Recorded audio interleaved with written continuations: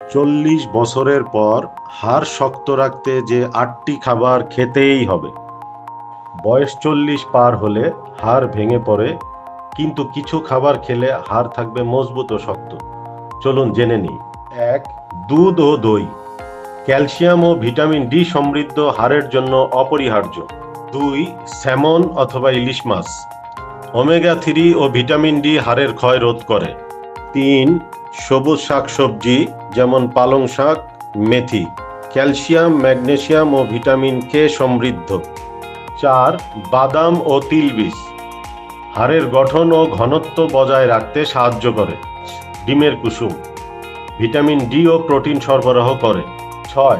কমলা ও লেবু জাতীয় ফল। Vitamin C হাড়ের কোলাজেন তৈরি করে।